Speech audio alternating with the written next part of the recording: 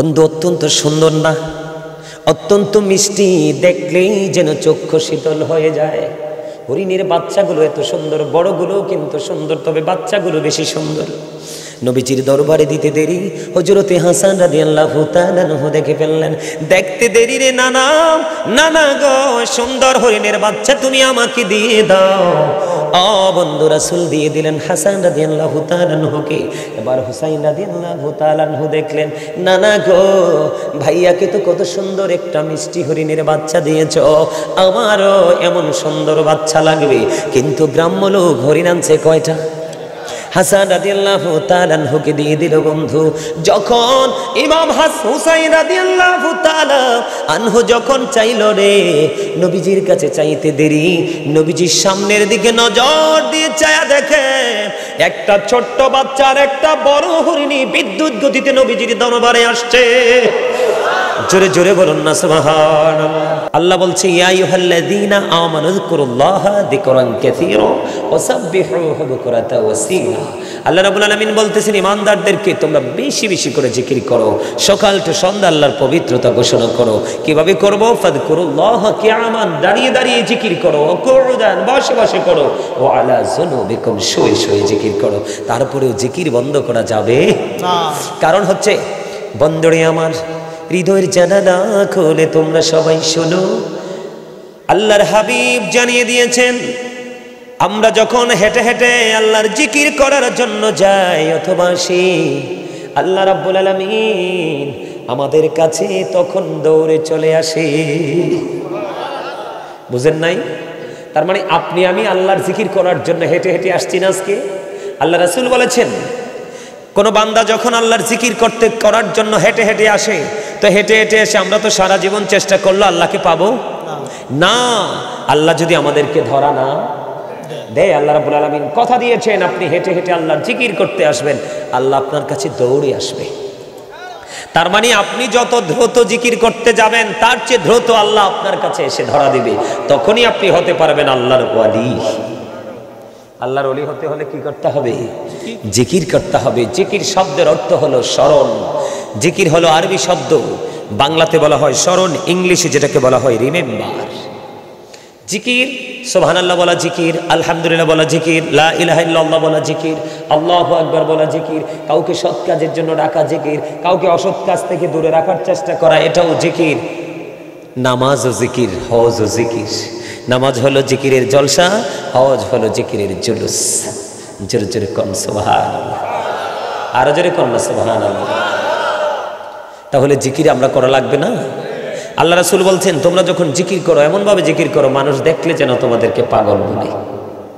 আর আমরা এমনভাবে জিকির করি, মুখে জিকির করি, শরীরের অন্যান্য পার্টসগুলো জানে না, বুঝতেও পারে না। তাহলে আমরা সুন্নি জামাত ঠিকই হয়েছে, কিন্তু আসল সুন্নিয়তকে এখনো পর্যন্ত তালাশ করে বের করে বাস্তব জীবনে বাস্তবায়ন করতে পারি? তো যেহেতু পারি নাই, আমরা ব্যর্থ, তাহলে কি রেজাল্টের আশা করতে পারি? আমরা রেজাল্টের আশা করতে পারি না। এই জন্য ছোট্ট একটা আয়াত আজকে আমি তেলাওয়াত করেছি। আল্লাহ রাব্বুল আলামিন বলেছেন, ওমা আরসালনাকা ইল্লা রাহমাতাল লিল আলামিন। আল্লাহ রাব্বুল আলামিন আল্লাহর প্রিয় হাবিব সরকারে মদিনাকে আপনার আমার জন্য, গোটা সৃষ্টি জগতের জন্য, সমুদ্রের তলদেশে কীট পতঙ্গ মাছের জন্য পর্যন্ত খোদার খোদাইত্বের সীমানা যত দূর জোরে আল্লাহ রাব্বুল আলামিন আল্লাহর হাবিবকে তত সীমানা জোরে রহমত হিসাবে পাঠিয়েছেন। তার মধ্যে সবচেয়ে বড় নেয়ামত হচ্ছে আমাদের জন্য। কথা কয় না? কার জন্য?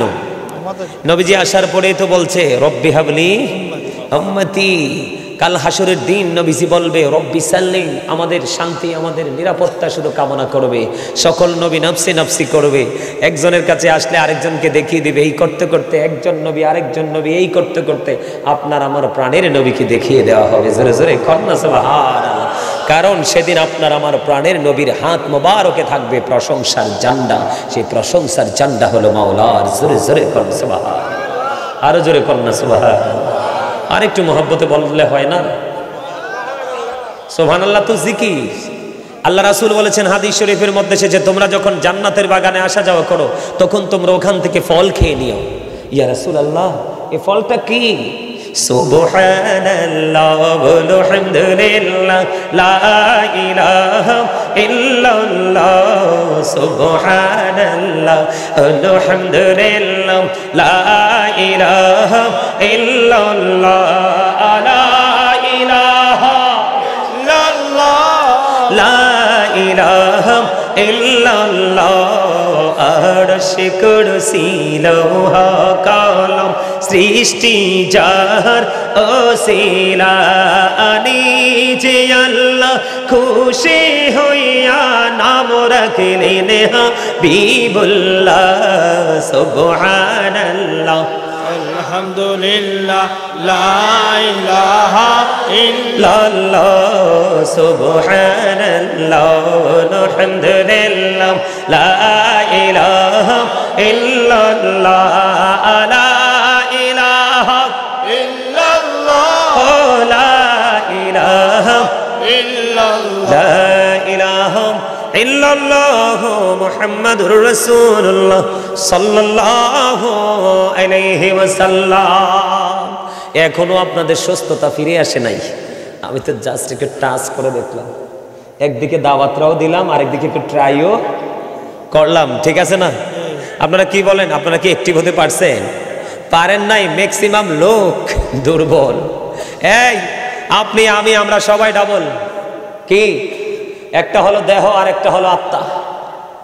একটা হলো বাহিরের মানুষ আর একটা হলো ভিতরের মানুষ। ভিতরের মানুষটাই আসল। যেদিন ভিতরের মানুষটা দেহের সাথে যুক্ত হয়নি সেদিন আপনি আমি মানুষ ছিলাম না।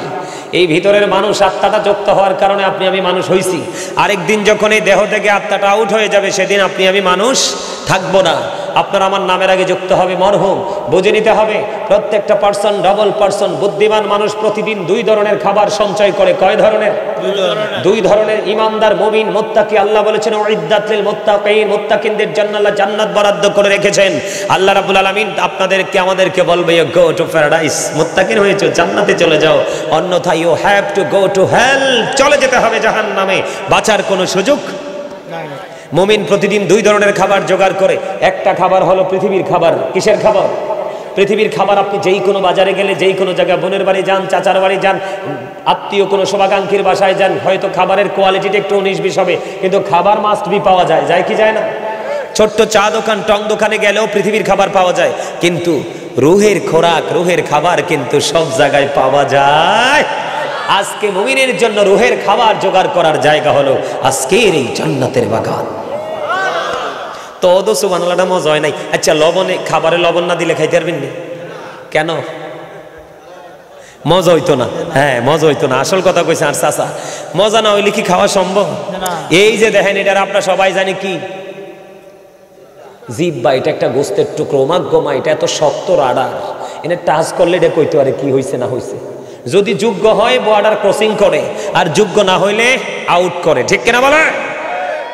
মজা না হইলে যেমনি খাবার খাওয়া যায় না, ঠিক তেমনি ভাবে আল্লাহ রাসূলের প্রেমিক হতে না পারলে কোনোদিনও আমল মজা লাগে না। যতক্ষণ আমল মজা না লাগবে ততক্ষণ আপনি কোনোদিন আমল করতে মনেও চাইবে না। আপনাকে কি প্রেম করতে হবে? এটা অবহেলার জায়গা না। এখানে আসবেন গুনাহ নিয়ে, বের হবেন নিষ্পাপ হয়ে।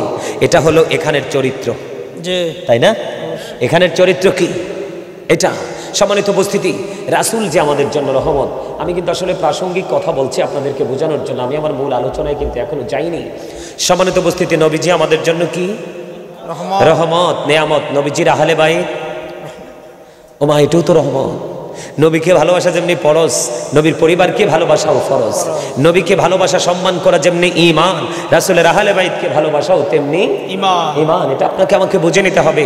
আল্লাহ কোরআনে বলেছেন কুল লা আসআলুকুম আলাইহি আজরান ইল্লাল মাওয়াদ্দাতা ফিল কুরবা। আল্লাহ রাব্বুল আলামিন বলে দিয়েছেন, আল্লাহ রাসূল যে আমাদের কাছে রিসালাত নিয়ে আসছেন, উপদেশ নিয়ে আসছেন, সত্যর সন্ধান নিয়ে আসছেন, এর বিনিময় আল্লাহ রাব্বুল আলামিন আল্লাহর হাবিবকে বলছেন, কুল, হাবিব আপনি জানিয়ে দেন। কাকে? আমাদেরকে। আল্লাহ রাসূল আমাদেরকে জানিয়ে দিয়েছেন, রাসূল যে আমাদের কাছে যেই হেদায়েতের বাণী নিয়ে আসছেন, এইগুলোর বিনিময় রাসূল আমাদের কাছে কিছুই চায় না, চায় শুধু আহলে বাইতের ভালোবাসা। জোরে জোরে কোন সুবহান। কি চায়? ভালোবাসা। আহলে বাইতের ভালোবাসা, নবীর পরিবার। আহলে বাইত কারা? মা খাতুনে জান্নাত ফাতেমা, হযরতে আলী, ইমাম হাসান হুসাইন, এদেরকে অস্বীকার করার কোনো সুযোগ আছে? আমার দিকে তাকান, আমাকে বিষয় দেওয়া হয়েছে আজকে আহলে বাইতের মর্যাদার উপর আলোচনা করব, বিশেষ করে একটু কারবালার মর্মান্তিক অধ্যায় আমি আপনাদেরকে নিয়ে একটু যাব। আপনারা আমার সাথে থাকবেন তো? না আমারে থুইয়ে চলে যাইবেন? আরো জোরে কোন। আল্লাহ খুশি হইলে 3টা কাজ করে। কয়টা? 3টা। পৃথিবীতে বৃষ্টি দেয়, কারো বাবা মার কোলে কন্যা সন্তান দেয়, আর কারো বাড়িতে মেহমান পাঠায়। তো আজকে আপনারা বাড়িতে আমি আইছি না, তা আমি কি? আরে মেহমানের দোয়া তো কবুল হয়, হাত তুলে করতে হবে না, অন্তর থেকে করলে আল্লাহ সবাইকে কবুল করে নিবে। তো মেহমানকে আপনারা আপন করে নেবেন না? রাসূলের কাছে একদিন এক পথিক মুসাফির আসলো। তখন রাসূল বললেন, এই মুসাফিরের দায়িত্ব কে নেবে? কেউ নিতে চায় না। পরে হঠাৎ করে এক আনসারী সাহাবী দাঁড়িয়ে বললেন, নবী গো, তার দায়িত্ব আমি নিলাম। এখন তার দায়িত্ব রাসূল নিলেন। নেওয়ার পরে কি হলো? রাসূল দায়িত্ব নিয়ে রাসূল থেকে দায়িত্ব নিয়ে বাড়ি গেলেন। যাইয়া রাত্র খাবার নাই, কি নাই? খাবার নাই। বিবিকে প্রশ্ন করলো, বিবি ঘরে খাবার আসেনি? কয় আছে, আমাদের বাচ্চাটার খাবার আছে। কয় বাচ্চাটাকে কৌশল করে ঘুম পাড়াই দিও। কি করে দিও? বাচ্চাটাকে কৌশল করে ঘুম পাড়াই দিও, আজকে মেহমান আসছে। বাচ্চাটাকে কৌশল করে প্রদীপ নিবি, ঘুম পাড়াই দিল। দেখেন রাসূলের আদর্শ, মানুষকে কিভাবে ভালোবাসতে হয়, সম্মান করতে হয়, তাদেরকে কিভাবে রেসপেক্ট করতে হয়, রাসূল কিভাবে শিক্ষা দিয়েছেন। পরে কি হলো? আপনার বাচ্চাটাকে কি করে দিল? ঘুম পাড়িয়ে দিল। বাচ্চার খাবারটা মেহমানকে খাওয়ালেন। সকালবেলা যখন ওই আনসারী সাহাবী রাসূলের দরবারে আসছেন, রাসূল তাকে দেখি হাসতে শুরু করলেন। সুবহানাল্লাহ, ইয়া রাসূলুল্লাহ, ইয়া হাবিবাল্লাহ, নবী, নবী গো, কেন গো মুস্কি হাসি? পুরো চেহারা মোবারক হাসি, উজ্জ্বল হাসিতে ফুটে উঠেছে, এমনিতেই নুরানি, আরো মনে হয় যে আরো নুরানি হয়ে গেছে। আমার নবীজি ডেকে ডেকে বললেন যে গত রজনীতে, গতকালকে তুমি মেহমানের সাথে যে ব্যবহার করেছো, তোমার ব্যবহারে মালিক অনেক বেশি খুশি। সুবহানাল্লাহ, কোন না? এই জন্য নবী হেসে দিয়েছেন। তা আমি তো আপনাদের কাছে খাবার চাইনি, আমি আপনাদের কাছে বেডও চাইনি, আমি শুধু চেয়েছি আপনারা আমার কথাগুলো একটু শুনবেন। সম্মানিত উপস্থিতি, দিন যত যাবে সামনের দিকে, তত হক কথা বলার লোক তত বেশি কমবে। দিন যত যাবে সামনে, হক্কানি আলেমের সংখ্যা তত বেশি কমে যাবে। এলেম শূন্য হয়ে যাবে, এলেমটা সীমিত হয়ে যাবে। কারণ আলেম চলে যাওয়া মানে তার সিনাই করে কিতাবও চলে যাওয়া। আপনি আলেম না থাকলে কিতাব বুঝবে কে? কথা বলেন না কেন? এই জন্য আপনাদের এখনই সময়, এই কারণে সময়। রাসূল কি বলেছে? আদিবু আওলাদাকুম আলা সালাতি খিসানিন, হুব্বি নবীকুম ওয়া হুব্বি আহলি বাইতিহি ওয়া আলা কিরাতিল কুরআন। রাসূল বলেছে তোমরা তোমাদের সন্তানদেরকে 3টি বিষয় শিক্ষা দাও। একটা হলো হুব্বি নবীকুম, teach the love of the prophet, ওয়া হুব্বি আহলি বাইতিহি, টিচ ফ্যামিলি লাভ, ওয়া আলা কিরাতিল কুরআন, learn to recite the holy Quran. নবীকে নবীর প্রেম শিখাও তুমি তোমার সন্তানদেরকে, নবীর আহলে বাইতের ভালোবাসা শিখাও। কারণ এই দুটো জায়গায় যথাযথ সম্মান, মর্যাদা এবং তাদের প্রতি শ্রদ্ধা, ভালোবাসা, রেসপেক্ট রাখা, এটা একজন মুমিনের জন্য ফরজ এবং এটাই তার জন্য ঈমান। আপনার যদি ঈমানই ঠিক না থাকে, তাহলে আপনার আমল দিয়ে কোনো ফায়দা নেই, আপনার আমল কাজে লাগবে না। হুজুররা কি বলেন? আল্লাহ কোরআনে বলেছেন, ইউদিল্লু বিহি কাসীরা ওয়া ইয়াহদি বিহি কাসীরা ওয়া মা ইউদিল্লু বিহি ইল্লাল ফাসিকিন। কোরআন দিয়ে আল্লাহ কাউকে হেদায়াত দান করেছেন, কাউকে আবার পথভ্রষ্ট করেছেন। আল্লাহ ফাসিক ছাড়া কাউকে বিভ্রান্তিতে ফালান না। কথা কি বুঝে আসে? আমার কথা কোন বুঝে আসে? আরে আপনি না উপরে আছিলেন, নিচে গেলেন কেন? আমার লগে রাগ করছে? ও মানে মজা করে আলোচনা শোনার জন্য গেছে? ও আচ্ছা, তাইলে ঠিক আছে। আমার লগে রাগ করলে তো মুশকিল।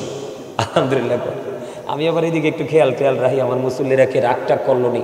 এনতেও যদি কেউ উঠতে যান, মুখ কালা করে, হাসি খুশি গেলে সমস্যা নাই, মনটা খারাপ করে গেলে কিন্তু আমি আপনার জিজ্ঞেস করবো আসলে কে রাগ হয়েছেন নি কোনো আমার লগে। আলহামদুলিল্লাহ, কোন আমি কিন্তু ওয়াজে ঢুকলে আর এলোমেলো কথা, বিভিন্ন প্রাসঙ্গিক কোরআন হাদিস থেকে প্রাসঙ্গিক কথা বলবো না। সম্মানিত উপস্থিতি, নবীজি যেমন আমাদের জন্য নেয়ামত, নবীজির আহলে বাইত আমাদের জন্য নেয়ামত। রাসূল বলেছেন, আমি তোমাদের জন্য যা কিছু নিয়ে এসেছি তোমাদের মুক্তির জন্য, শান্তির জন্য, এর বিনিময়ে আমি তোমাদের কাছে কিছু চাই না, আমি চাই শুধু আমার পরিবারের ভালোবাসা। কিন্তু সেই পরিবারকে কি আমরা ভালোবাসতে পারছি? 61 হিজরিতে নির্মমভাবে কারবালার ময়দানে নিষ্ঠুর ইয়াজিদ বাহিনী রাসূলের বাগানকে হরণ করে নিয়ে গেছে।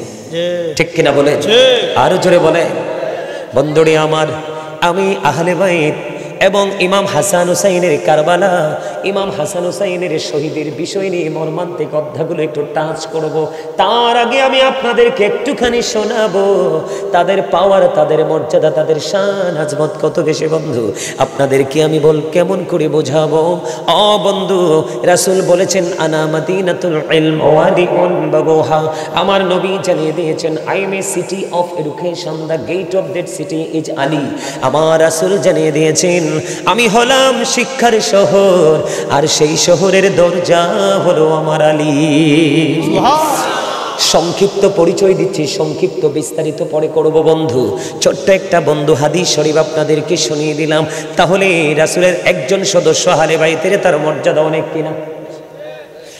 আমার নবী জানিয়ে দিয়েছেন ইমাম আলী মাকাম হযরতে আলী রাদিয়াল্লাহু তাআলা আনহুর বিবি হলো মা খাতুনে জান্নাত ফাতিমা, যার নাম হলো উম্মে হাবিবা, যিনি প্রাণের নবী, যাকে মা বলে ডাক। আমি আজকে গ্রামের আমার মা বোনদেরকে ডেকে ডেকে বলবো গো, আমার রাসূল জানিয়ে দিয়েছেন ফাতেমা তো সাইয়্যিদাহু নিসাই আহলিল জান্নাহ। আমার রাসূল জানিয়ে দিয়েছেন mother Fatema is the leader of females in জান্নাহ।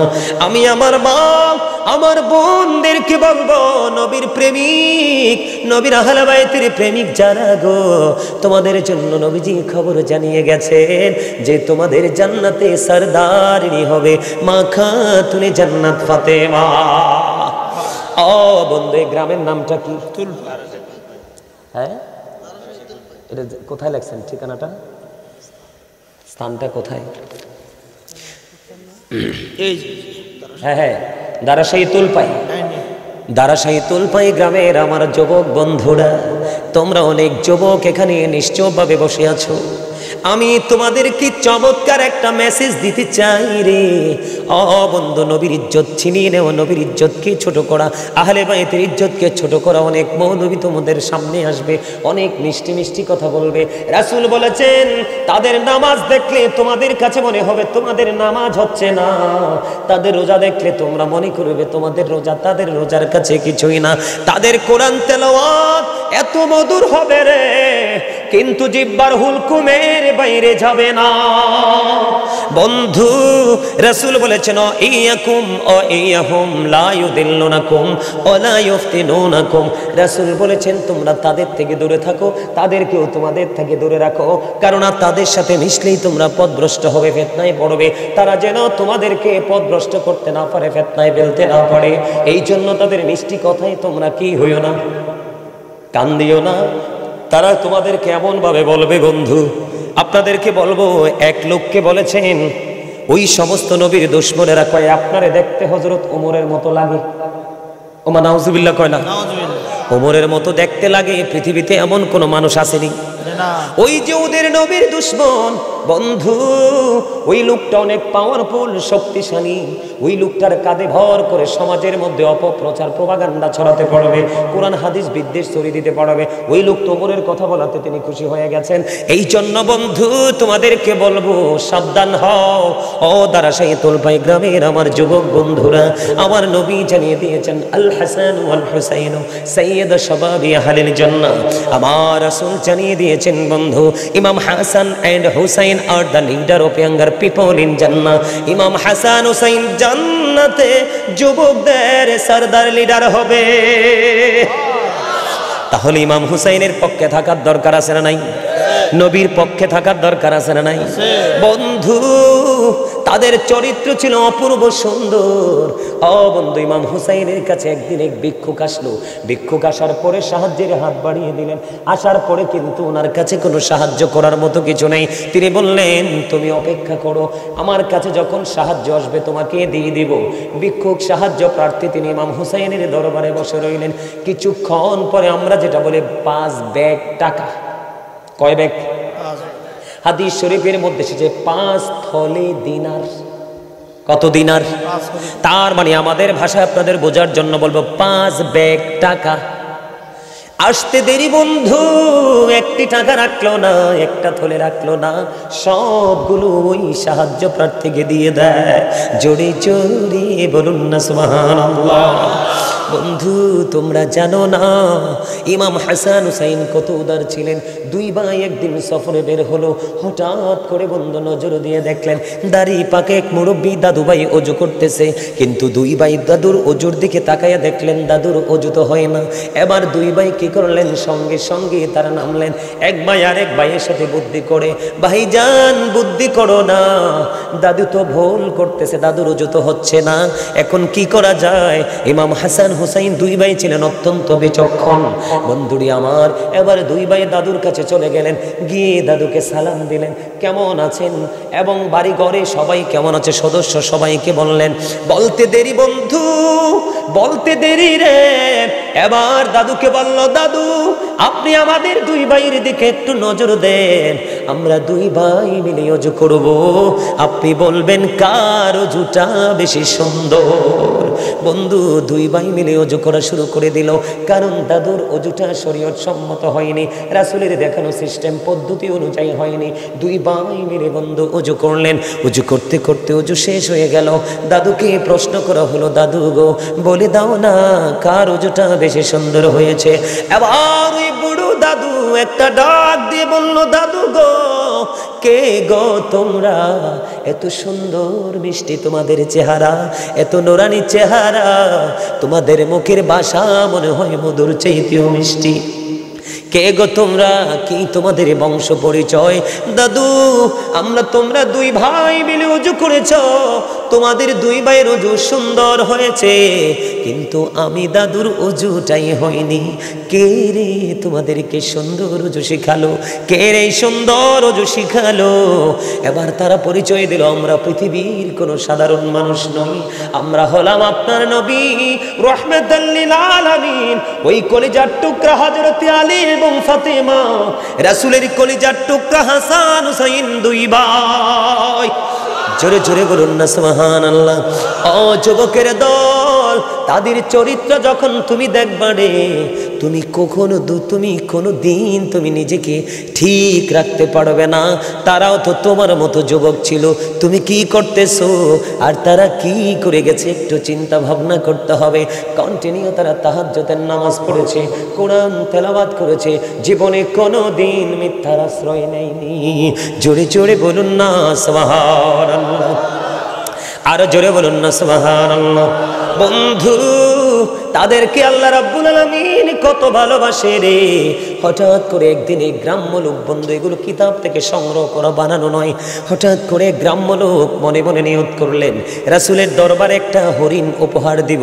তখন গ্রাম্য লোকটা যেমন ভাবে নিয়ত করলেন ঠিক তেমনি ভাবে তিনি কি করলেন, হরিণের একটা বাচ্চা ধরলেন, বাচ্চা ধরে রাসূলের দরবারে দিলেন। অত্যন্ত সুন্দর। আপনার হরিণের বাচ্চা দেখছেন, দেখছেন তো বন্ধু, অত্যন্ত সুন্দর না, অত্যন্ত মিষ্টি, দেখলেই যেন চক্ষু শীতল হয়ে যায়। হরিণের বাচ্চাগুলো এত সুন্দর, বড়গুলো কিন্তু সুন্দর, তবে বাচ্চাগুলো বেশি সুন্দর। নবীজির দরবারে দিতে দেরি, হযরতে হাসান রাদিয়াল্লাহু তাআলা আনহু দেখে ফেললেন। দেখতে দেরি রে নানা, নানা গো সুন্দর হরিণের বাচ্চা তুমি আমাকে দিয়ে দাও। বন্ধু রাসূল দিয়ে দিলেন হাসান রাদিয়াল্লাহু তাআলা আনহুকে। এবার হুসাইন রাদিয়াল্লাহু তাআলা আনহু দেখলেন, নানা গো ভাইয়াকে তো কত সুন্দর একটা মিষ্টি হরিণের বাচ্চা দিয়েছ, আমারও এমন সুন্দর বাচ্চা লাগবে। কিন্তু গ্রাম্য লোক হরিণ আনছে কয়টা? হাসান রাদিয়াল্লাহু তাআলা আনহুকে দিয়ে দিল। বন্ধু যখন ইমাম হুসাইন রাদিয়াল্লাহু তাআলা আনহু যখন চাইল রে, নবীজির কাছে চাইতে দেরি, নবীজির সামনের দিকে নজর দিয়ে চায়া দেখে একটা ছোট্ট বাচ্চার একটা বড় হরিণী বিদ্যুৎ গতিতে নবীজির দরবারে আসছে। জোরে জোরে বলুন না সুবহানাল্লাহ। বন্ধু নবীজির দরবারে চলে আসলো হরিণী। হরিণী আসার পরে নবীজির দরবারে বন্ধু হরিণী এসে তার জবান খুলে গেল, জবান খুলে গেল, নবীজিকে সালাম দিলেন, ইয়া রাসূলুল্লাহ, ইয়া হাবিবাল্লাহ, নবী, নবী গো আপনার দরবারে যে হরিণীর বাচ্চাটা দেওয়া হয়েছে, ওই বাচ্চার মা হলাম আমি মা হয়ে আমার আরেকটা বাচ্চা নিজে দিয়ে গেলাম। ইয়া রাসূলুল্লাহ, আমার ওই বাচ্চাটাও আপনার কলিজার টুকরা হুসাইনকে দিয়ে আপনি শীতল করে দেন। জোরে জোরে বলুন না সুবহানাল্লাহ। ও বন্ধু তাদের পাওয়ার তাদের মর্যাদা বন্ধু এত বেশি রে, কোনো দিন বলো বন্ধু বলে শেষ করা যাবে না। ইমাম হুসাইন মনে হয় যেন কোল কিনারায় এক সমুদ্র বন্ধু। ইমাম হুসাইনকে নিয়ে লিখতে গেলে লেখক কাঁদে রে। ও বন্ধু গোটা পৃথিবীর কলমের কালি শেষ হয়ে যাবে, ইমাম হুসাইনকে নিয়ে লেখে শেষ করা যাবে না। ও বন্ধু এত মধু এত নিয়ামত, দুই ভাই মিলে হাতের লেখা লিখলেন। কি লিখলেন? হাতের লেখা লিখলেন। নবীজির কাছে গেলেন, নানা গো বলে দাও না কার হাতের লেখাটা বেশি সুন্দর। নবীজি বললেন তোমাদের বাবার কাছে চলে যাও। নবীজি ফয়সালা দিলেন না, এবার চলে গেলেন হযরতে আলীর কাছে। বাবা বাবা গো, দুই ভাই মিলে হাতের লেখা লিখেছি, বলে দাও না কার লেখা বেশি সুন্দর। আলী বললেন বাবা তোমাদের মায়ের কাছে চলে যাও গো। এবার মা খাতুনে জান্নাত ফাতেমার কাছে চলে গেল। চলে যাইতে দেরি রে। ও বন্ধু যাওয়ার পরে বললেন মা মা গো, দুই ভাই মিলে হাতের লেখা লিখলাম। কি করলাম? দুই ভাই মিলে হাতের লেখা লিখেছি, বলে দাও না কার হাতের লেখাটা বেশি সুন্দর। এবার এই কথা বলার পরে মা খাতুনে জান্নাত বললেন বাবা আমার কাছে 60টা মতি আছে। কয়টা? এদিকে তাকান, কয়টা মতি? 60টা মতি আছে। মা খাতুনে জান্নাত ফাতেমা ডাক দিয়ে বললেন আমি তোমাদের সামনে একটা একটা করে মতি নিক্ষেপ করব, তোমরা যে বেশি কুড়াতে পারবা তার লেখা বেশি সুন্দর বলে গণ্য হবে।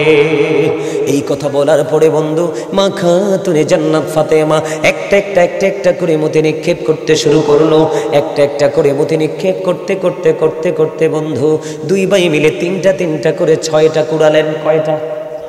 তিনটা করে 6টা কুড়ালেন। আর আছে কয়টা? একটা। বন্ধু আরেকটা মতি নিক্ষেপ করার আগে আখিরে সঙ্গে সঙ্গে আল্লাহ রাব্বুল আলামিন জিবরাইলকে একটা ডাক দিলেন। জিবরাইল জলদি করে যা রে ফাতেমার দরজায়। ফাতেমা যখন একটা মতি নিক্ষেপ করবে রে তখন তুমি একটা মতিকে 2 ভাগ করে 2 ভাইয়ের ভাগে দিয়ে দিও। যেমন কথা বন্ধু এতক্ষণ মা ফাতেমা একটা করে মতি নিক্ষেপ করে আস্তে আস্তে করে 2 ভাই তিনটা করে 6টা করিয়ে নিল। মা ফাতেমা নিক্ষেপ করতে দেরি রে, সঙ্গে সঙ্গে বন্ধু মুঠিটা 2টা টুকরা হয়ে গেল। 2 ভাই অর্ধেক করে করিয়ে নিল। এবার মা ফাতেমা একটা ডাক দিয়ে বললেন বাবা গো তোমরা 2 ভাইয়ের হাতের লেখাই বেশি সুন্দর, সমান সুন্দর, কম আর বেশি নাই। জোরে জোরে বলেন না সুবহানাল্লাহ। তাহলে তাদেরকে আল্লাহ ভালোবাসে কি বাসে না? কথা বলেন না কেন? ইসমাইল আলাইহিস সালামের পায়ের গোড়ালিতে যদি জমজম হতে পারে, ইসমাইল আলাইহিস সালামের চাইতে দাম ইমাম হুসাইনের কম না বেশি? কথা বলেন না কেন? তাহলে 61 হিজরিতে কারবালা হলো। ইমাম হুসাইন যদি চাইতো কারবালাকে বন্যা হতে পারতো না। বন্ধু ইমাম হুসাইন কিছু চাইনি রে, এটা ইমানদার নবী প্রেমিকের জন্য একটা শিক্ষার জায়গা রেখে গেছে। কথা বলেন না কেন? তুমি দুঃখ পেলেও যন্ত্রণা পেলেও শত্রুর সামনে মোকাবেলা করতে গেলেও তুমি কখনোই পিছপা হইও না।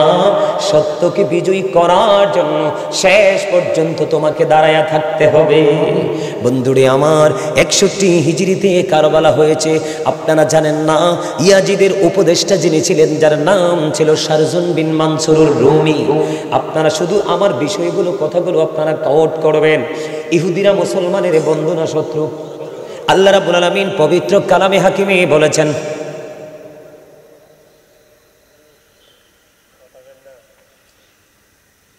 আপনারা তো বুঝিনি না এটা জায়গাটা কি। এই বাগানটা আপনাদের এলাকার ক্ষেত, আঞ্চলিক ভাষায় কইলেন কি ক্ষেত। এই যে জমি, এই যে নোংরা পাতা কোটা কত কিছু পড়ে রয়েছে, ওই যেদিকে মোত্তাকের ঝোপ মনে হয়, সব কিছু না তো আমাদের জীবনে এগুলো লাগে। তো এমন তো না যে লাগে না। এটা আপনাদের এলাকার জমি, কিন্তু আজকে এটা জান্নাতের বাগান। আগামীকালকেও যখন আসবেন এখানে আসলে কোনো বেনিফিট নাই। আমি চলে যাওয়ার পরে মাহফিল শেষ হওয়ার পরে যখন সামিয়ানা খুলে ফেলবে এরপরে আসলেও বেনিফিট নাই। এটার দাম বাড়ছে কেন জানেন? আল্লাহ রাসূলের প্রেমের বাগান। এখানে আল্লাহ এবং আল্লাহর হাবিবের, আল্লাহর কুদরতি জবান, রাসূলের জবান মোবারকের যেই ভাষা, এগুলো কোরআন হাদিসের মাধ্যমে আমরা জেনেছি, সেই কোরআন হাদিসের কথা আমরা বলবো।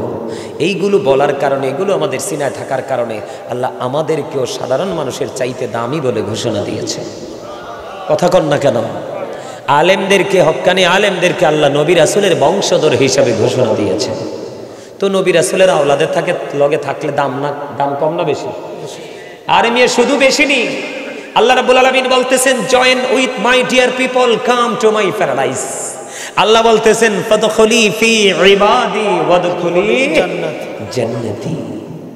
আল্লাহ বলছে আমার প্রিয় লোকেদের সাথে যুক্ত হও আর আমার জান্নাতে। তো জান্নাত চায় না এমন কোনো মানুষ আসেনি। আপনারা যদি কথা না বলেন, আপনাদের পিঠে আজকে জান্নাতের বাগানতে কিছু তো নিতে পারবেন না। আমাদের সরকারি কর্মকর্তারা সিল মারে না, দেখেন না? কথা কয় না? আরে সিল মারেনি। আপনি সরকারি কোনো কাজ যখন সপ্তাহিত করতে যাবেন, সেই অফিসারের হাতের সিল থাকেনি, সিগনেচার থাকেনি, থাকে না? আপনারা যদি আজকে আল্লাহ রাসূলের কথা বলা হচ্ছে, আল্লাহ রাসূলের প্রেমে দুরূদ হবে, জিকির হবে, আপনারা জবান বন্ধ করে রাখবেন, আপনাদের পিঠে দুইটা নেগেটিভ সিল পড়বে, রং দুটো সিল পড়বে। একটা সিল হলো কৃপণতার সিল, আর একটা সিল হলো অহংকারের সিল। আল্লাহ দুটোর একটা জাতকেও দেখতে পারে না। কথা কন না কেন? এই জন্য সাবধান হতে হবে, সচেতন হতে হবে। আমি তো মানে আউট দিকের কথা অল্প কিছু বলেছি, বেশি বলেনি। মহাব্বত করে কথা বলে শুনবেন, আমার কথা শোনেন। আপনাদের মনে আসে না যার কারণে, যার নানার কারণে কুল কায়নাত সৃষ্টি হলো, সেই নানার কলিজার টুকরাকে ফুরাত নদীর পানি দিল না, অথচ ইহুদি নাসারারা পশু পাখিরা পানি খায়। কিন্তু ইয়াজিদ বাহিনী ইমাম হুসাইনকে একটা ডাক দিয়ে বলল, ইয়া হুসাইন, ওই ফুরাত নদীর দিকে চাইয়া দেখো কেমন ঢেউ খেলছে রে। সবার জন্য পানি বরাদ্দ, কিন্তু তোমাদেরকে পানি বরাদ্দ করব না।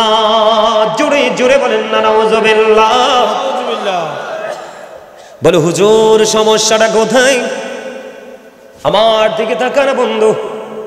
ইয়াজিদ কিন্তু হিন্দু ছিল না, খ্রিস্টান ছিল না, বৌদ্ধ ছিল না, সে কিন্তু মুসলমান ছিল। কিন্তু সে প্রথম দিকে মুসলমান ছিল। তার বাবার নাম হলো আমির মুয়াবিয়া।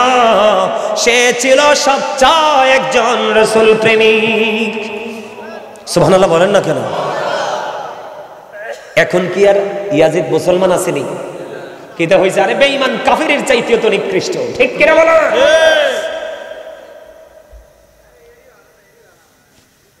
বন্ধুরে আমার, মন দিয়ে শোনেন ইয়াজিদের চরিত্রটা কেমন ছিল। ইয়াজিদের পক্ষের লোক কিন্তু আছে এখন আমাদের দেশে, আছে না নাই? আমি নিজে শুনছি বন্ধু, নামের আগে পিসাব বলে হাজার হাজার মানুষের সামনে কারবালার বসে বন্ধু ইমাম হুসাইনকে নিয়ে কোনো প্রশংসা করেনি। আমি নিজের কানে শুনেছি প্রশংসা করতেছে ইয়াজিদ নাকি কোরআনে হাফেজ ছিল এবং প্রতিদিন নাকি 100 রাকাত নামাজ পড়তো। নাউজুবিল্লাহ। আরে নাউজুবিল্লাহ বলেন না। আপনি হাফেজ হয়ে লাভ হইব কি? আপনি 100 না 1000 রাকাত নামাজ প্রতিদিন পড়লে লাভ হইব কি? আপনার তো ঈমানে নাই। কথা বলেন না কেন?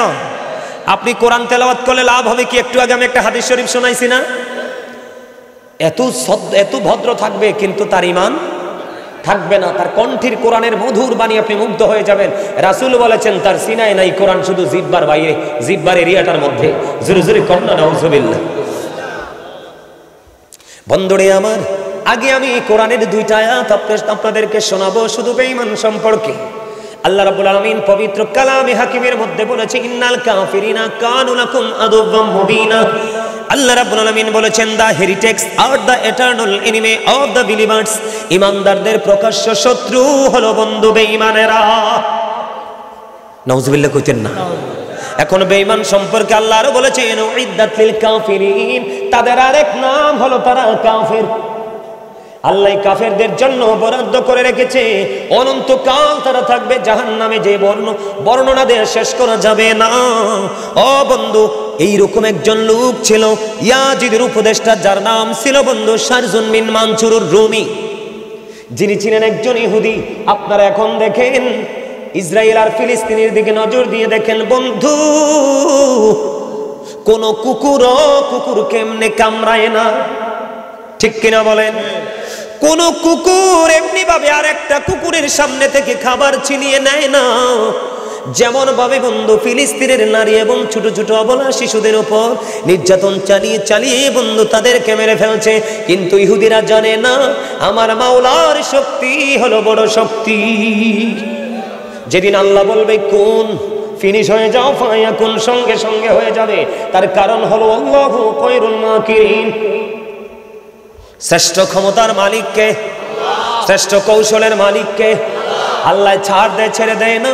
ঠিক তেমনি ভাবে ওই ইয়াজিদ বাহিনীকে যিনি উপদেশ দিয়েছিলেন, আজকে বন্ধু লজ্জা লাগলো আরবের একটা কান্ট্রিতে দেখলাম বাংলাদেশের নরেন্দ্র মোদী, ভারতের নরেন্দ্র মোদী সেই বিশাল আরব কান্ট্রিতে বিশাল বন্ধু মন্দির উদ্বোধন করছে। দেখবেন আপনারা ইন্টারন্যাশনাল মিডিয়াগুলোতে এই বন্ধু এসেছে। ইহুদিরা কিন্তু চক্রান্ত করছে মুসলমানকে কি করার জন্য, গায়েল করার জন্য। মুসলমানের সংখ্যা কিন্তু আগের তুলনায় অনেক বেড়ে গেছে বন্ধু, কথা বলেন না কেন? এটা কিন্তু আমাদের জন্য বিশাল বিজয়ের এক সম্ভাবনা। এখন দেখবেন টিভি খুললে বিভিন্ন ইউরোপ কান্ট্রিতে বন্ধু, বিভিন্ন ইউরোপ কান্ট্রিতে উন্নত দেশগুলোর মধ্যে মেয়েদেরকে, মহিলাদেরকে বন্ধু প্রণোদনা দিচ্ছে।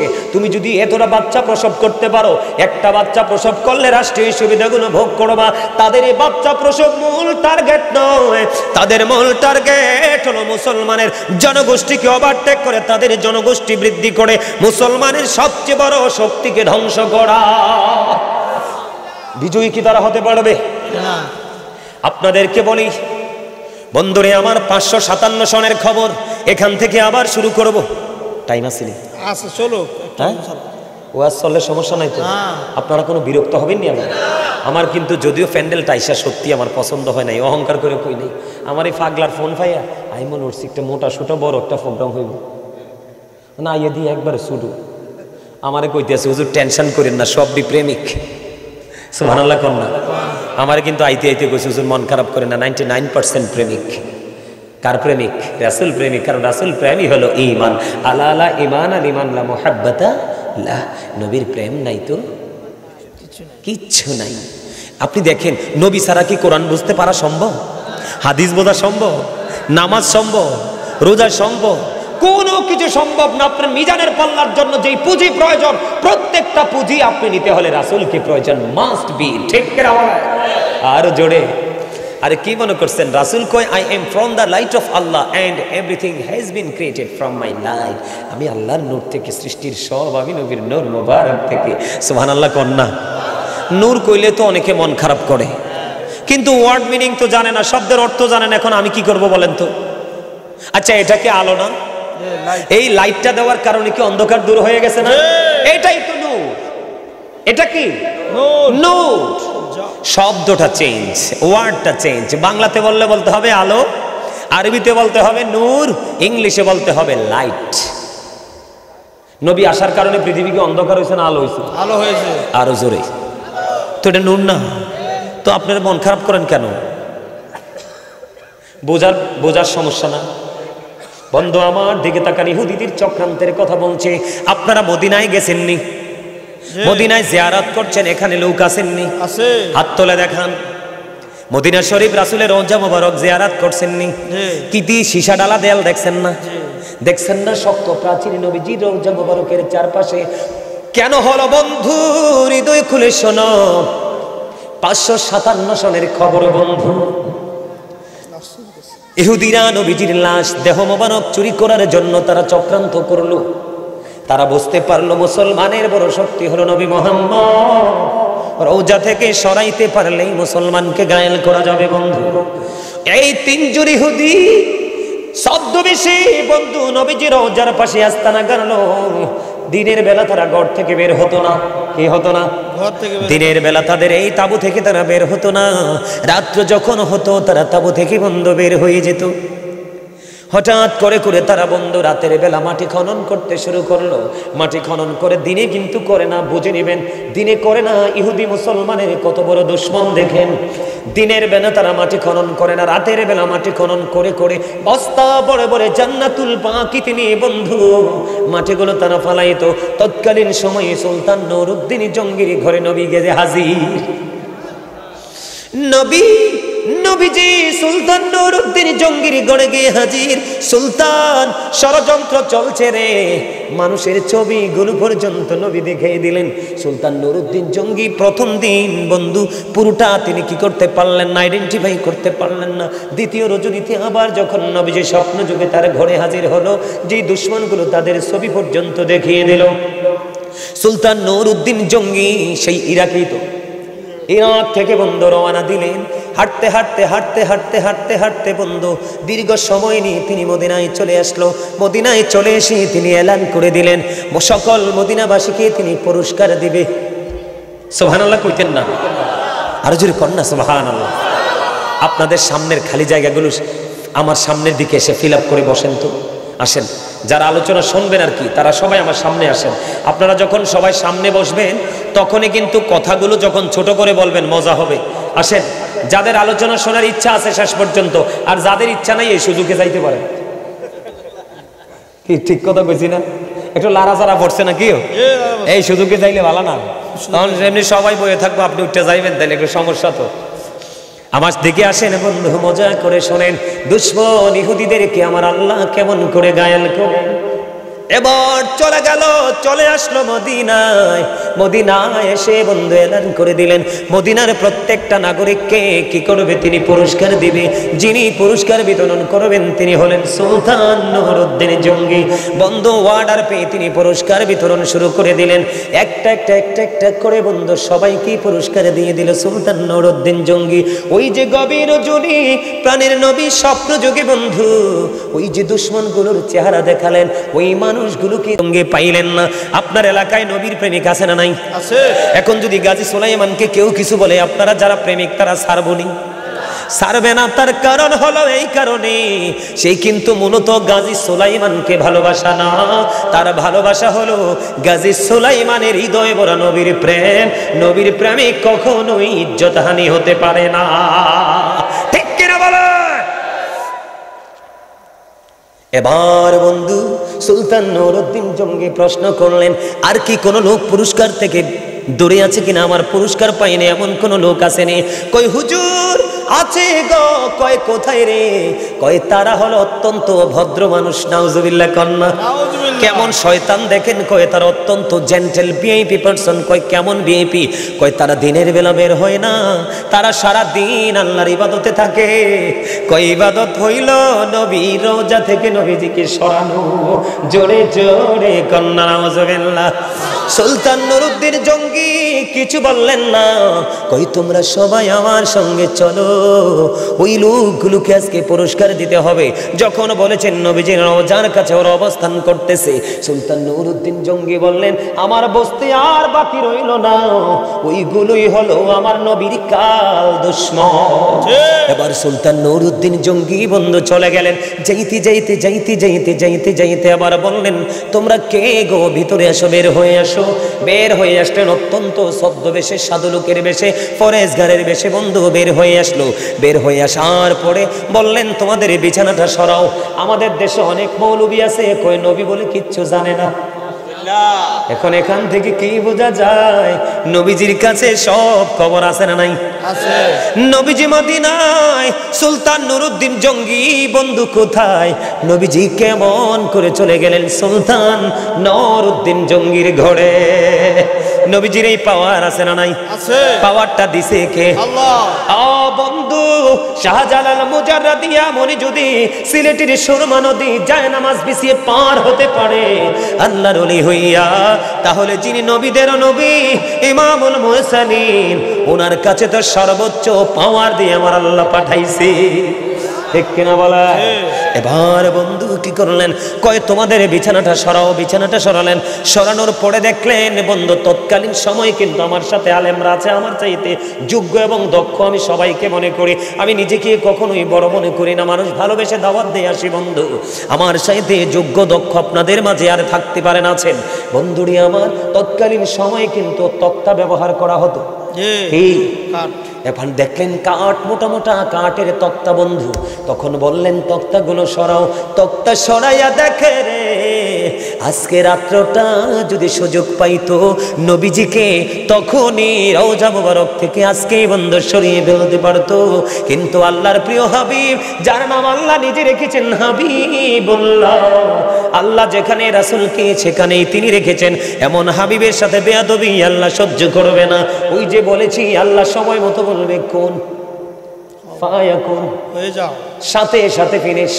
এবার বন্ধু রাতের বেলা মাটিগুলো খনন করে জান্নাতুল বাকিতে নিয়ে ফালাইতো।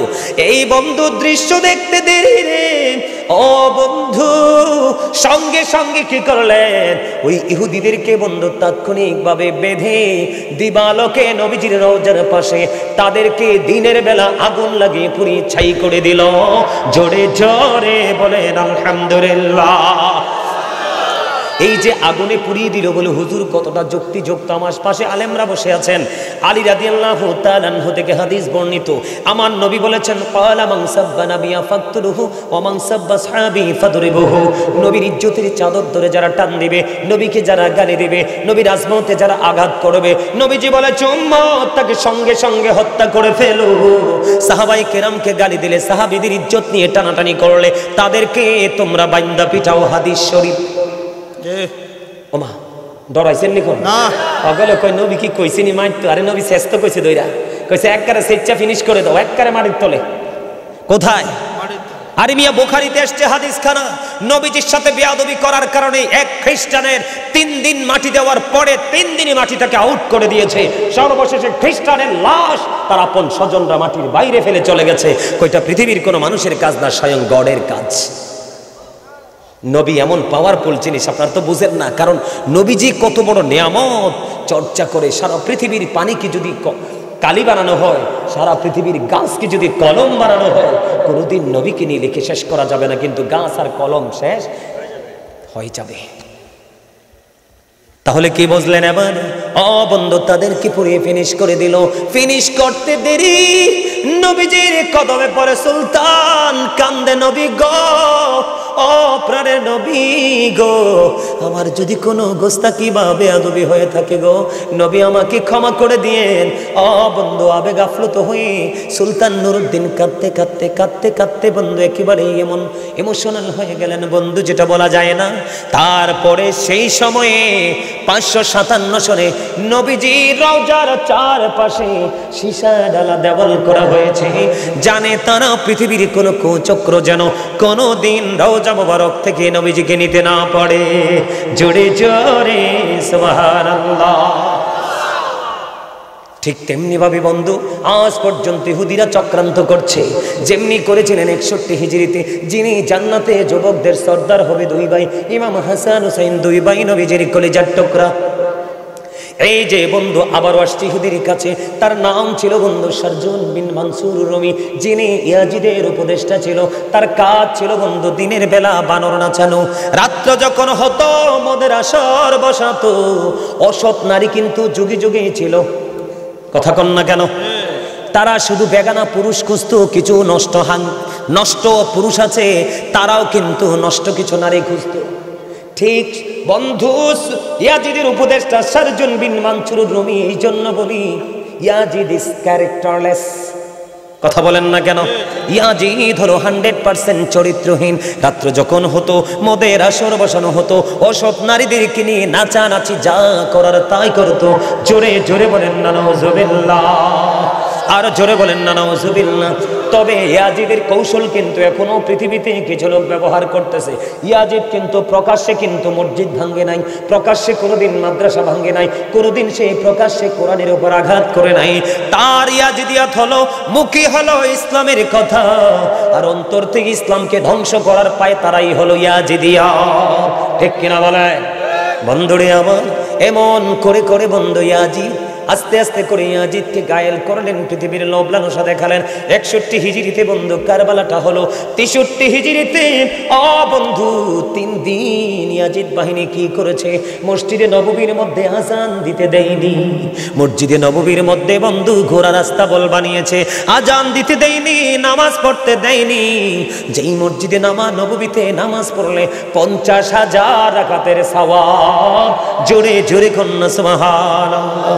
বন্ধু তোমরা জানো না, এই 63 হিজরিতে ইয়াজিদ বাহিনীর তাণ্ডবে ওই তৎকালীন সময়ে 1000-এরও বেশি নারী রে ইয়াজিদ বাহিনীর তাণ্ডবে অবৈধ সন্তান প্রসব করেছে। জোরে জোরে বলেন না নাউজুবিল্লাহ। আপনারা বলেন তারপরেও কি ইয়াজিদের চরিত্র নিয়ে কথা বলা যাবে না? কথা কন না কেন?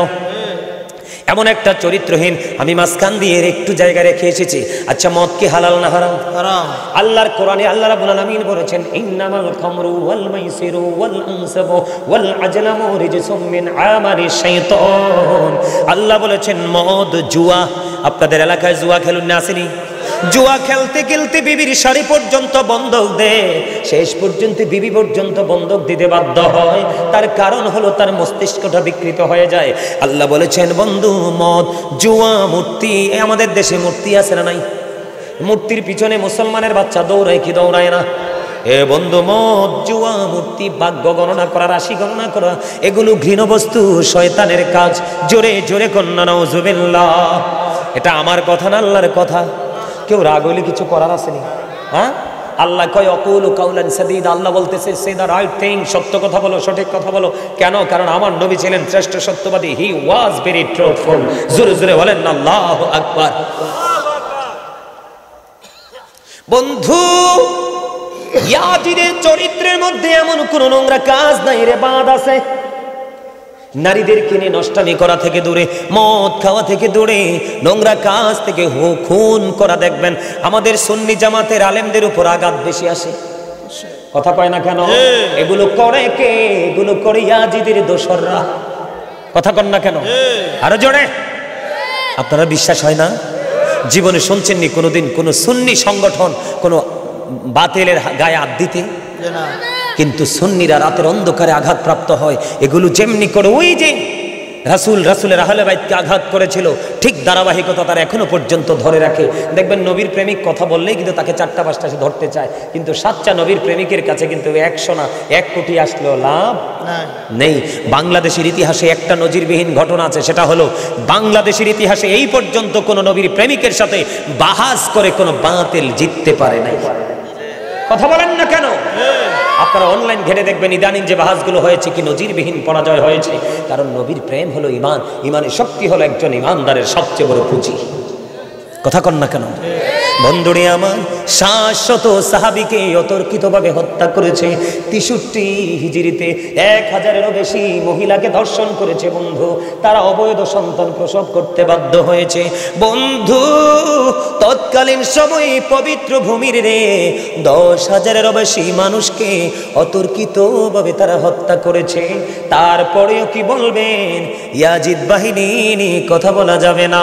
এদের লৌবি ছিল শুধু পৃথিবীর লৌলারসা। জোরে জোরে বলেন না নাউজুবিল্লাহ। বন্ধুরে আমার, দেখতে দেখতে দেখতে দেখতে বন্ধু আমার নবীজি চলে যাওয়ার আগে পৃথিবী থেকে উম্মে সালমা রাদিয়াল্লাহু তাআলা আনহাকে কিছু মাটি দিলেন। সালমা রে, মাটিগুলো তুমি যত্ন করে রেখে দাও। সালমা, এই মাটিগুলো যেদিন দেখবা রক্তে লাল লাল হয়ে গেছে রে, সেই দিনই মনে করবা আমার কলিজার টুকরা শহীদ হয়ে গেছে। বন্ধু, 61 হিজরি মুহররম মাসের 10 তারিখ দুপুর বেলা উম্মে সালমা রাদিয়াল্লাহু তাআলা আনহা তিনি চাইয়া দেখলেন নবীজি দুলাবালিতে দোসর হয়ে আছে। নবীজির হাতের মধ্যে বোতল ভর্তি রক্ত দেখা যায়। ও বন্ধু, ওই যে নবীজি মাটিগুলো দিয়েছিলেন সংরক্ষণ করে রেখেছে, সংরক্ষণ করে মাটিগুলো চাইয়া দেখলেন তাজা রক্তে লাল হয়ে গেছে। জোরে জোরে বলুন না আল্লাহু আকবার। বন্ধু মানা যায় না রে। ইমাম হুসাইন রাদিয়াল্লাহু তাআলা আনহুর দুঃখ কষ্ট সহ্য করা যায় না। ও বন্ধু, ইমাম হুসাইন রাদিয়াল্লাহু তাআলা আনহুকে যিনি কুফা পর্যন্ত ইয়াজিদের প্রতিনিধি, ইয়াজিদের পক্ষ থেকে যিনি কুফা পর্যন্ত নিয়েছিলেন হত্যা শহীদ করার জন্য, তার নাম ছিল বন্ধু হুর। আমি কিন্তু মর্মান্তিক জায়গায় চলে যাচ্ছি। হুর তিনি যুদ্ধ শুরু হওয়ার আগে তিনি ইমাম হুসাইনকে ডাক দিয়ে বললেন, ওগো আলী মুকাম, আমি আপনাকে আজকে কুফা পর্যন্ত এগিয়ে নিয়ে এসেছি, আপনাকে দুশমনদের সামনে তুলে ধরেছি। আমি এক বুঝতে পেরেছি, আমার একদিকে জান্নাত আর একদিকে আমার জন্য অবস্থান করছে জাহান্নাম। আমি আজকে জান্নাত আমার জন্য বাছাই করে নিলাম। যিনি ইয়াজিদের পক্ষে সবচেয়ে বড় বীর, তার নাম হলো হুর, যিনি কুফা পর্যন্ত নিয়ে গেছেন, যুদ্ধক্ষেত্র পর্যন্ত। আলী মুকাম গো, এখন যদি আমি আপনার কাছে আল্লাহর কাছে তওবা করে ক্ষমা চাই, আহলে বাইতের প্রেমে পড়ে, তাহলে আল্লাহ রাব্বুল আলামিন আমাকে ক্ষমা করবে কিনা? এবার ইমাম হুসাইন রাদিয়াল্লাহু তাআলা আনহু বললেন, সত্যি যদি ক্ষমা চাও আল্লাহ ক্ষমা করে দিবে। বন্ধু তিনি তওবা করলেন, হুসাইনের পক্ষে শহীদ হয়ে গেলেন। ইমাম হুসাইন বললেন, তুমি আমার কাছে আসো। এবার বললেন, আলী মুকাম, ও রাসূলের কলিজার টুকরা, আমি আপনার পক্ষে সর্বপ্রথম শাহাদাতের সোদা পান করব। আপনার জন্য সর্বপ্রথম আমি শিশাডালা দেয়াল হয়ে যাব। আমি আপনার কদমে জীবিত ফিরব না, শহীদ হয়ে আমি আপনার কদমে আসব।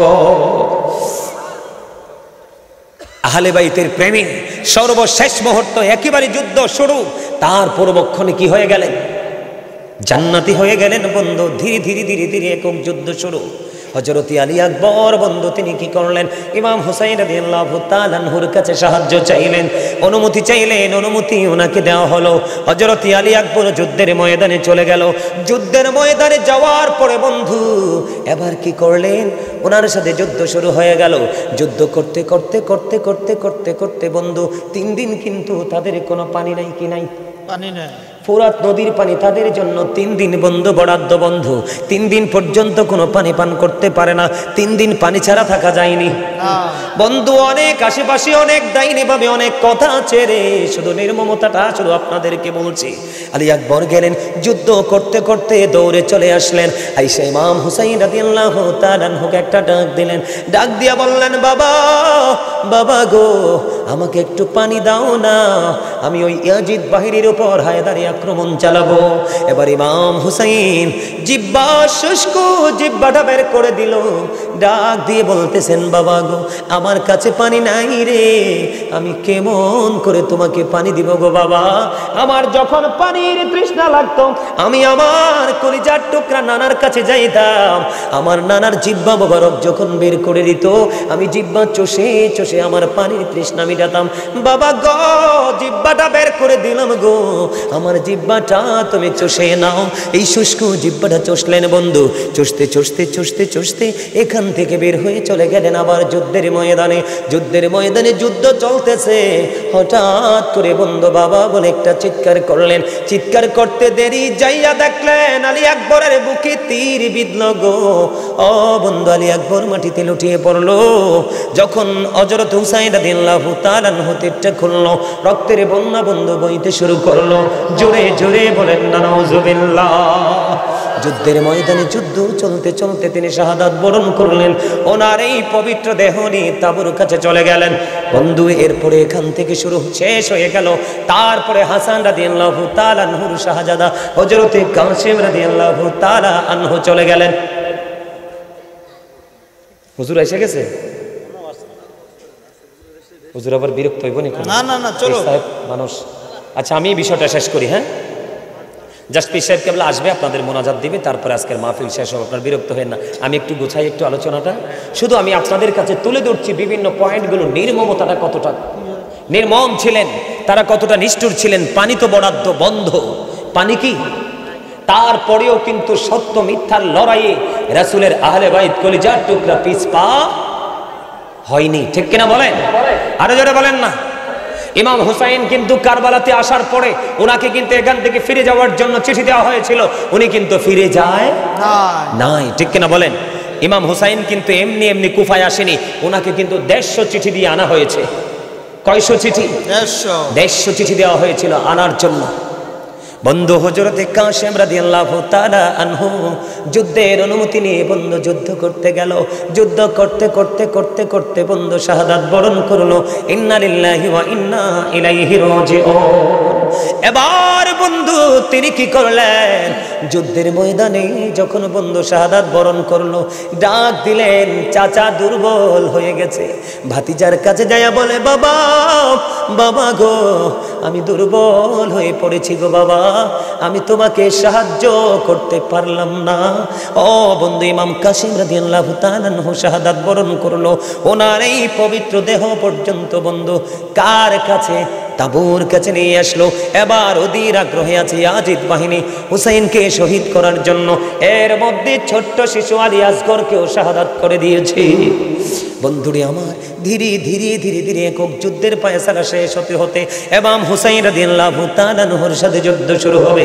যুদ্ধ শুরু হবে, কিন্তু ইমাম হুসাইনের সাথে যুদ্ধ করতে কিন্তু কেউ সাহস করতেছে না। একটা পর্যায়ে বন্ধু তারা চতুর্দিক থেকে আক্রমণ করলেন, যুদ্ধ শুরু করলেন। যুদ্ধ শুরু করতে করতে করতে করতে এক পর্যায়ে ইমাম হুসাইন রাদিয়াল্লাহু তাআলা আনহুর বুকের উপর চড়ে বসলো সীমার। বসতে দেরি আবার সীমারকে বলল, সীমার এখন কি নামাজের সময় রে? কয় হ নামাজের সময়। কয় আমাকে একটু সময় দাও না, আমার জীবনের শেষ সেজদাটুকু মালিককে দিব। জোরে জোরে বলেন না সুবহানাল্লাহ। বন্ধু, ইমাম হুসাইনকে যদি তোমার লিডার হিসাবে পেতে চাও, তাহলে তোমাকে অবশ্যই ইমাম হুসাইনের আদর্শে রঙে রঙিন হতে হবে। তিনি শাহাদাত বরণ করবে, পৃথিবী ছেড়ে তিনি চলে যাবে। ও বন্ধু, তারপরে ও মালিকের দরবারে সেজদা যাওয়ার সময় হয়েছে, সেই সেজদার কথা তিনি ভুলেননি। নামাজ শেষ হয়ে গেল, শেষ হওয়ার পরে ওনাকে শহীদ করার জন্য যখন চড়ে বসলেন, এবার বললেন, সীমার তোমার বুকের জামাটা একটু খোলো, আমি তোমাকে একটু বুকটা দেখবো। এবার সীমার বুকের জামাটা খুললেন। খুলতে দেরি, এবার ইমাম হুসাইন রাদিয়াল্লাহু তাআলা আনহু তার বুকের দিকে নজর দিয়ে চায় দেখলো, তার বুকের মধ্যে দেখা যায় সাদা সাদা শ্বেত চিহ্ন। ইমাম হুসাইন ডেকে ডেকে বলল, আহারে সীমার, তুই তো সেই বদকিসমত। নাউজুবিল্লাহ বলেন না, আরো জোরে বলেন না নাউজুবিল্লাহ। কই সীমার, তুই তো সেই বদকিসমত। আমার নানা আমাকে বলে গেছে, সাদা দাগের কুকুরগুলো রে আমার বাগান হরণ করে নিয়ে যাবে। আমার নানার কথা অনুযায়ী তোর বুকের মধ্যে সাদা সাদা সে চিহ্ন দেখতে পাইলাম। এটাকে হাদিসের ভাষায় ডবল রোগ বলা হয়, আবার কুষ্ঠ রোগ বলা হয়, ঠিক কিনা বন্ধুরে আমার? এই ডবল রোগ, কুষ্ঠ রোগ, আমরা বাংলাদেশের মানুষ এটাকে বলে শ্বেত রোগ। বিভিন্ন জায়গা সাদা হয়ে যায় মানুষের, আছে না নাই বন্ধুরে আমার? ওই সীমার কি করলেন বন্ধু, ওই তলোয়ার চালালেন, পবিত্র দেহ থেকে মাথাটা আলাদা করে দিলেন। ইন্না লিল্লাহি ওয়া ইন্না ইলাইহি রাজিউন। বন্ধু, শহীদ করে ইয়াজিদ বাহিনী ক্ষান্ত হলো না। ও বন্ধু, এই মরুভূমিতে ঘোড়া দিয়ে বন্ধু বালু উড়িয়ে দিল, বালু উড়িয়ে দিল, ধুলাবালিতে পুরো পরিবেশটাকে নোংরা করে দিল। ঘোড়ার কদম দিয়ে তাদের এই পবিত্র দেহ এবং চেহারা, পবিত্র চেহারা মোবারককে পদধূলিত করলো। জোরে জোরে বলেন না নাউজুবিল্লাহ। আসলে মূলত ঘটনাটা ঘটেছে ইয়াজিদের কাছ থেকে পুরস্কারের জন্য, কিন্তু ইয়াজিদ কখনোই পুরস্কার দিবে না, ঠিক কিনা বলেন? ইয়াজিদ বাহিনী এতটা দুষ্ট ছিল, এতটা কুচক্রে ছিল বন্ধু। এখান থেকে শেষ হলো। ইমাম হুসাইন যখন শাহাদাত বরণ করলো, আকাশ এত কালো হয়েছিল রে, মনে হয়েছিল তখনই যেন কিয়ামত কায়েম হয়ে যাবে। বন্ধু, আকাশ কেঁদেছে, বাতাস কেঁদেছে, গাছপালা তরুলতা কেঁদেছে, জিন জাতিরা পর্যন্ত কেঁদেছে, ফেরেশতারা পর্যন্ত কেঁদেছে। বন্ধু, বাইতুল মুকাদ্দাসের ঝুলন্ত পাথর, ইমাম হুসাইন শহীদ হইতে দেরি রে, ওই ঝুলন্ত পাথর থেকে রক্ত প্রবাহিত হয়েছে। জোরে জোরে বলুন আল্লাহু আকবার। ইমাম হুসাইন যখন শহীদ হলো বন্ধু, মনে হয়েছে যেন সূর্য গ্রহণ হয়েছে। ও বন্ধু, সিরিয়ার যেই কোনো পাথর সরালে পাথর থেকে তাজা রক্ত প্রবাহিত হতো। জোরে জোরে বলেন আল্লাহু আকবার। ইমাম হুসাইনের শহীদে ও বন্ধু কেউ বন্ধু খুশি হয়নি। এবার দেখেন এখান থেকে ইয়াজিদের কাছ থেকে পুরস্কারের জন্য ইমাম হুসাইন রাদিয়াল্লাহু তাআলা আনহুর মাথা মোবারক নিয়ে ইয়াজিদের বাড়ির উদ্দেশ্যে রওনা দিলেন ইয়াজিদ বাহিনী। যাইতে যাইতে যাইতে যাইতে বন্ধু সন্ধ্যা হয়ে গেল। তারা একটা রাস্তার মধ্যে যখন দেখলেন খ্রিস্টান এক পাদ্রী দেখতে পাইলেন, ইয়াজিদ বাহিনী ইমাম হুসাইন রাদিয়াল্লাহু তাআলা আনহুর মাথা মোবারক নিয়ে যায়। এরা কতটা অর্থলোভী ছিল, কতটা পৃথিবীলোভী ছিল, যারা আজকে নবীর দুশমনি করছে, নবীর পরিবারের দুশমনি করছে, এই কারবালার দুশমনি করছে, এরা কখনোই বন্ধু পরকাল লোভী নয়। এরার লোভ হলো পৃথিবীর লোভ, লোভ লালসা এবং বিলাসিতা। ঠিক কিনা বলে? বন্ধুরে রাত্র হয়ে গেল, রাত্রটা তারা এখানে অবস্থান করবে, তাবু গাড়লেন। পাশে ছিলেন এই খ্রিস্টান পাদ্রী। খ্রিস্টান পাদ্রী বললেন, তোমরা কে রে? কয় ইয়াজিদের বাড়ির দিকে রওনা দিলাম, ওই যে রাসূলের কলিজার টুকরা হুসাইনের মাথাটা নিয়ে নাউজুবিল্লাহ কম। এবার ওই খ্রিস্টান পাদ্রী ইমাম হুসাইনকে কেমন ভালোবাসতেন, এবার তাদেরকে বললেন, তোমরা শুধু আজকের এই রাত্রের জন্য হুসাইনের মাথাটা আমারে দিবা, তার বিনিময় তোমাদেরকে আমি দিব 10,000 দিরহাম। কত হাজার দিরহাম? 10,000 দিরহাম দিব রে। ও বন্ধু, এই কথা বলার পরে ইয়াজিদ বাহিনীর লোভিত হচ্ছে পৃথিবীর লোভ, তাদের কাছে দিয়ে দিলেন ওই খ্রিস্টান পাদ্রীকে মাথাটা দিয়ে দিলেন। বন্ধু এবার ওই খ্রিস্টান পাদ্রী কি করলেন? বাড়ি নিলেন, বাড়ি নিয়ে সুন্দর করে বন্ধু কি করলেন? মাথাটাকে সুন্দর করে ধুইলেন। ধোয়ার পরে উঁচু জায়গার মধ্যে রেখে দিল। সারাটা রাত ইমাম হুসাইন রাদিয়াল্লাহু তাআলা আনহুর মাথা চেহারা মোবারকের দিকে তাকাইয়া রইল আর কান্দে রে কান্দে, শুধু কান্দে। সারাটা রাত বন্ধু চোখের জল বিসর্জন দিয়েছে। হাদিস শরীফের মধ্যে এসেছে ওই খ্রিস্টান পাদ্রী বলতেছেন, আমি নজর দিয়ে চায়া দেখলাম রাত্র যখন গভীর হলো, সে একেবারে ধবধবে সাদা একটা নুরানি পাখি রে সারাটা রাত ইমাম হুসাইনের মাথা মোবারক তওয়াফ করেছে। জোরে জোরে কন্যা সুবহানাল্লাহ। নূরানি পাখি। সম্মানিত উপস্থিতি, ইমাম হুসাইন রাদিয়াল্লাহু তাআলা আনহু, আপনারা কারবালার যদি পুরো ঘটনা শুরু থেকে শেষ পর্যন্ত শুনতে পারেন তাহলে বুঝতে পারবেন ইয়াজিদ বাহিনীর তাণ্ডব কত ভয়ঙ্কর ছিল। একমাত্র ইমাম হুসাইন রাদিয়াল্লাহু তাআলা আনহু শাহাদাত বরণ করেছে। আপনারা শুধু ইমাম হুসাইন রাদিয়াল্লাহু তাআলা আনহুর কথা বলেছেন, আপনার হাসান রাদিয়াল্লাহু তাআলা আনহুকেও কিন্তু শহীদ করা হয়েছিল, বিষ মিশিয়ে ওনাকে শহীদ করা হয়েছিল, সেটাও কিন্তু ইয়াজিদের কুপরামর্শে।